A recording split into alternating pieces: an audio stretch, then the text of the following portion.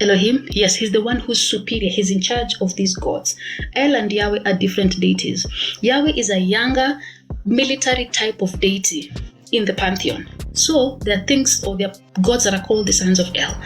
Most of us Africans were brought up on this cheap form of Christianity that was imported to us. And we find ourselves in this system where the major thing that is actually eating our mind is how to get money. If they could only tell us who is the god of money, who is the god of prosperity, probably we could be in a totally different scenario. But you realize all this was done by design.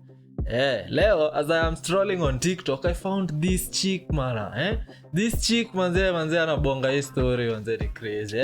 Let's get into the video. Remember to like and comment down below so that just by liking the video, you are going to enlighten or make sure these forms of video are suggested to people who actually relate to you. Let's get into it. Hakuna haja ya waste more time. So let me do for you what most of your pastors want. I like the curiosity in the comment section, especially those pastors who've gone through theology school. They won't tell you this because it will take away from their bread and butter. Theology classes in session. Okay. There's something called the Canaanite pantheon. This is a hierarchical system or a polytheistic system of gods and goddesses.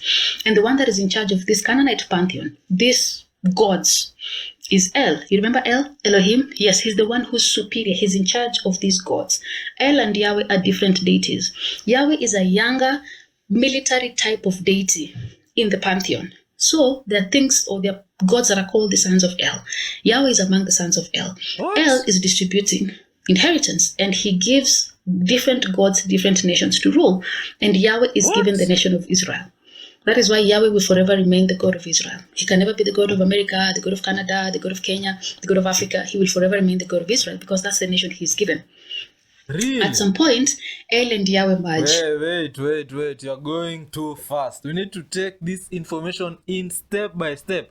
Actually, there is a hierarchy, a hierarchical segregation of gods. And it was the Canaanite pantheon. Have you ever known of that?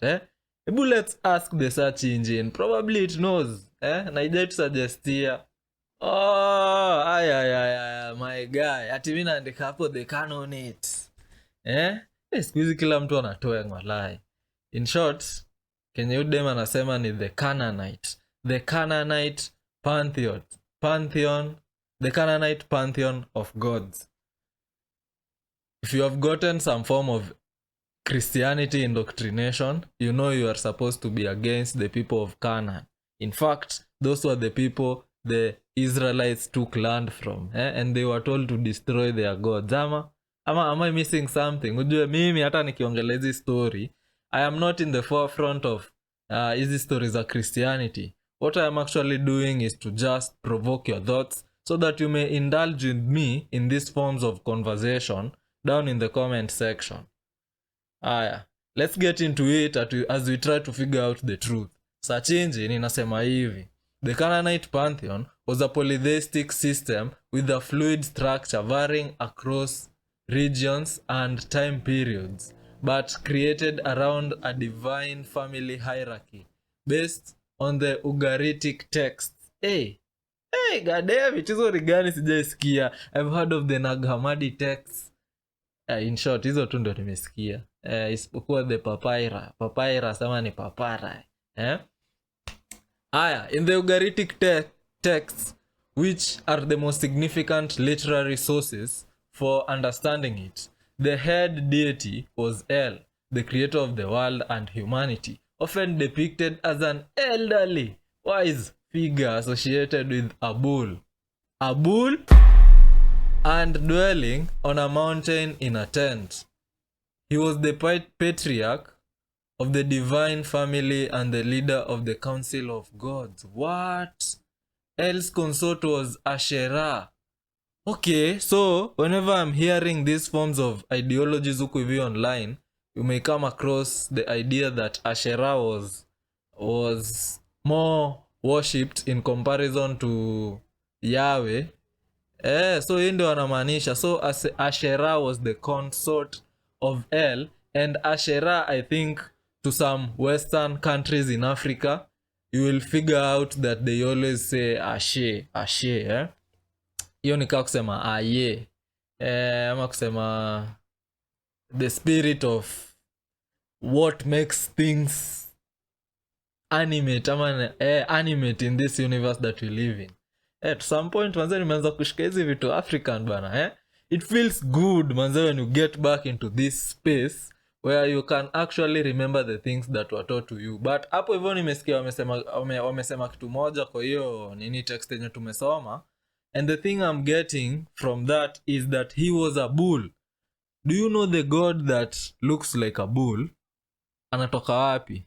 Me, I think I have seen this god looking like a bull thing in the Persian ideologies. Now ukumbuke Persians wako na skin tone ka yetu. They are not white, neither are they black, but they have their hair. The hair is what distinguishes us. But most of the time light skin wetu wengi wanakapia wase wa Persia. Aya, acha tuangalie hao. Walai. Sheesh. This is what I'm talking about. Anaitwa Lamasu, the Assyrian god with the body of a bull engraved. This is the one I am thinking of when I'm talking about history yote nikiwaambia ni Persian, kumbe ni Assyrian. I don't know if the Persians are the same people as the Assyrians. You guys let me know down in the comments below. But tumeanza on a very high note. So I'm going to let this chick talk more, ndio at least to get the context of what she's saying. Now that we have an idea of what she's talking about. And Yahweh becomes even more powerful. That is why we see the disappearance almost of Elohim and the emergence of Yahweh. There's a lot of scholarly work there that I don't want to get into, but let's stick to that. Yahweh and El merge, and he becomes powerful. Moses is in the wilderness minding his business because he was kicked out of Egypt. Why though? Why do they merge? Hiyo ni kitu moja naweza dai kujua. Kama unajua hizi vitu manze niambie in the comment section. I'm really eager to know why did they merge? Because he murdered someone. He sees a burning bush. He goes to the bush. It's burning. He knows this is not being consumed. This has to be a god. They have a conversation. He's told what to do. And he says, who shall I say sent me? Because Moses is confused. There are so many other gods in the region. So he doesn't know which this god is. And God tells him, I am that I am. He goes to Egypt. Egypt doesn't care about Yahweh because Egypt has got its own god. So that means at that point, Yahweh wasn't the ultimate because Egypt had its own god. So there becomes a showdown and hardening of hearts and whatever because Yahweh was in charge of Israel. He's the one who was in charge of going to get them out of slavery. Remember, Israelites have been slaves at this point for almost 430 years. Israelites come into the desert. They start being stubborn. Moses goes up the mountain. He comes back. What's the first commandment he comes with? You shall worship no other gods but me. Because there were so many other gods and it was very easy to worship other gods. That is why the Israelites in the desert are so stubborn and Yahweh punishes them because they create other gods for themselves easily. Because there are so many other gods and they're like, this Yahweh is not what he's promising. Now, remember, Yahweh is a militant or a military deity. That is why the Old Testament is riddled with a lot of violence. He moves like a militant god. Punishes people, children, pregnant women, doesn't care, unaliving of children, firstborn sons. Because it's all about get whatever it is that you want to get done. You see the way people go to war, and if you're going to take over territory, you take over territory. It wasn't acting like a supreme God that is loving and compassionate. It had to act like the militant God that it was. And that hapo hivyo ndo nasikianga the ideology that power is taken. It is not bestowed upon someone. It is actually taken from the people who are ruling it at the moment or wielding it at the moment. So even women who were raped, they would be owned by their men. There was an unaliving of children. There was that guy who said, I'm going to war, and then when I come back, the first person I see I will give to you. He comes back, it's his own daughter. He was like, well, there it is. You have to give me what you give me. And Yahweh sat back as this man gave him his daughter. The story of the gods, there's a place in a scripture that says, don't you know that ye are gods, but you'll die like man? It wasn't a conversation in scholarly work. It wasn't a conversation between man and God. It was a conversation between gods. That part of the scripture was a conversation between gods. Gods were reminding each other. Yahweh was reminding other gods. Don't you know that ye are gods, but you'll die like man? This love. Don't you know that ye are gods, but you'll die as men? That part is gods talking amongst themselves, and it is not addressing the human population. What do you think, you guys? Let me know down in the comments below. According to my research, what I have learned is that when you get into the behind the curtain part of Christianity, some truths are actually revealed to you. And the truth that Israel is not a specific group of people, or it is a specific group of people, but not in the outer world. When you start focusing this information within, hiyo sasa ni story inaitangwa esoteric knowledge around Israel. They are going to tell you that kwa Israel, it means something like IS stands for Isis, RA stands for Ra, and L stands for like God. So it is Isis, who is a negatively charged person, or the female side. Then there is Ra, a positively charged person, or the sun. Isis can also be identified as the earth. Then there is L. So Israel, when you connect all of those, you create something known as a divine being. And these divine beings are the one walking in our vicinity or walking on earth.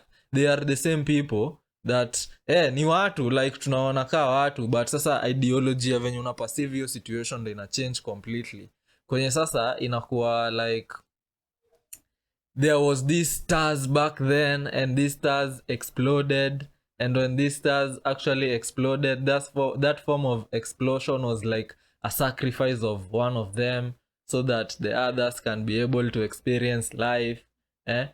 So and when they are actually experiencing this life, they get lessons that will improve them at the beginning of it all, where at the beginning of it all we were all one. Hiyo ni ideology inaitangwa the monad, yenye inaanza kuseparate na kuwa dyad, then inaenda inakuwa triad. Unaona hizo vitu like ni crazy. When you peep through the curtain of Christianity, there's a lot of metaphysical things going about. When you stop focusing on the propaganda that you are given in church, the one that is keeping you in fear, these truths start showing ama revealing themselves to you. And it is so sadistic if you observe Christianity on that lens. Christianity is so violent. This God is always orchestrating trazitaje, anagenyesha watu. Najaribu kuevade manze YouTube, but anagenyesha watu, na when anagenyesha watu manze inaumiza wase wengi sana. But when you look at our bodies, they all work the same way. There's always this constant battle. You might choose to look at it as a battle, you might choose to look at it as a dance. At the end of the day, wenye wako hapo hivyo chini, fahali wawili wakipigana, au ndio wenye wana feel the point ama the pain of it all. Wanasemanga the absolute is always right, but it is the relative that endures the consequences of the choices of the absolute. Hapo hivyo pia naweza anza kuwa nimeanza kufikiria ka philosopher, but nevertheless, let's continue with this girl's video. Impression of beings, you die like them. The prophets of Baal. Yahweh, Baal. Baal brings its prophets, Yahweh brings its prophets, showdown, Yahweh wins, takes over. He takes over the territory and the region as time goes by. The scripture is written across maybe 1,000 to 1,500 years. It's not a chronological working of things. It's done over so many years. Okay. I know now the indoctrination is making you confused. Akwaya, stay with me. Over 1,500 years. So the emergence of El and Yahweh, and he becomes even more powerful. He moves from being a territorial God into becoming the monotheistic God. However, there's also a place in the Bible where Yahweh loses a war. Remember, he was a militant God. That is why war. David goes into war, comes back with prisoners, do whatever it is that you want to do with them. The story of the Noah's Ark, the destruction of it, destruction of the world, because Yahweh was just like, I don't like these people, I have to destroy them. And the story of Noah obviously has been debunked. There's no archaeological proof that it happened. But obviously this guy who came with a theory to suggest that there are evidence is there, but it has been debunked over time. Before you can bring that up, go seek it up.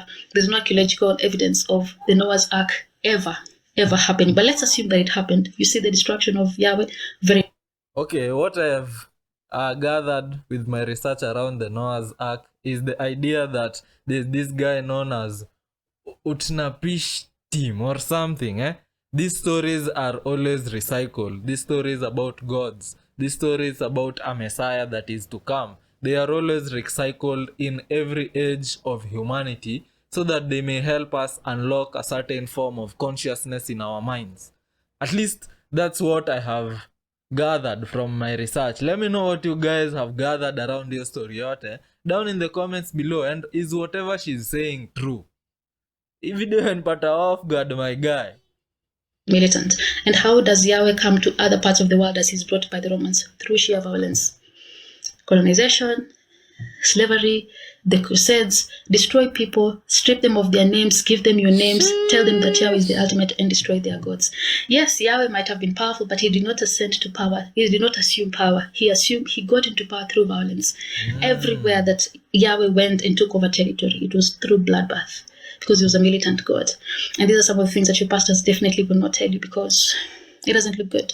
It doesn't look cute. It doesn't look nice. That this God was just a territorial God and was brought about becoming the monotheistic God over time and sold to the world wholesale, and people bought it.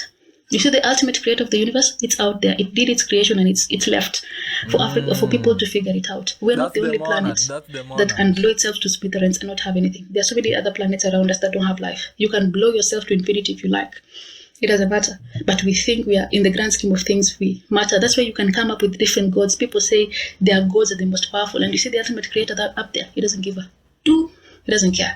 You people erect your different gods if you want to destroy yourself. If you want to destroy your earth, you're the ones who will repair it. It doesn't matter.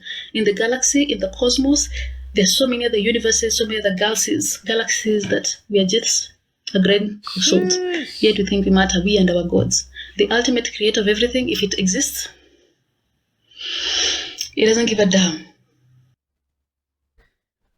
Well, for a minute there, I was out of space. What was I even saying? Oh, there's this ideology that human beings are the only ones that exist in the universe, and it is so magnificent that we should actually embrace ourselves and give thanks to the Lord for giving us this form of peace, this form of environment. But if you think critically, you will understand that perception, our senses, the senses that we use to perceive our environments, they are a little bit handicapped. And we only see up to where we are the apex predator or the apex being in a certain environment. Other than that, you cannot see above your apexity. You cannot see above where you are supposed to exist as a human being, because going out of it now requires you to shed this body that you have and become a new form of being. Nikisema hivi naongelelea history yenye pia mse anaitwa Terence Howard, mtu mwenye alikuwa kwa inaitwaje Empire. Alikuwa kwa Empire, alikuwa anasema we can actually change the octaves of our existence if we really want to go to Mars. If we want to go to Mars, we need to change the base compounds that constitute a human being and transform it into a new octave that actually supports survival in environments that like Mars. Because when you go to Mars, with these bodies that we have, it is toxic for us unless we use a suit. That is why you will see most of these situations when they are sending people into the moon.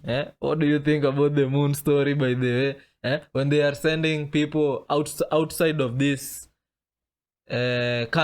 country na continent, outside of this planet to go into a different planet, they are going to cover them with suits, because our meat suits cannot withstand the frequency that is outside of our planet. Hizi stories zote ziliongelelewa pia na Albert Einstein kwenye alikuwa anaongelea story ya initango aje time space and how to warp around it. The point is that you can actually you should not move in time, but you can move your environment and occur in some new space in time. I think that's what he actually meant. I'm just trying to summarize what he actually spoke about space-time. Naweza kuwa nimemiss a lot of things, but that is not the point. I think I've made my point hapo hivyo kwa nimeongelea. So this is just a video, a thought-provoking video, so that I may engage with you guys, and you guys please let me know what you think down in the comments below. Kwa sababu hii video mimi imenipata off guard, and to be honest, I know that the Christianity we were fed was a little bit bogus, but it has some truth to it when you go into the metaphysical part, when you go into the esoteric part of what is happening with a clear conscience mind. You are going to get very many gems on that path. At least that what has happened to me. Yeah. And other than that, button on this other next video, because YouTube says the video on your screen might actually be your next favorite. Click on that video. I'm waiting to see you on the next one.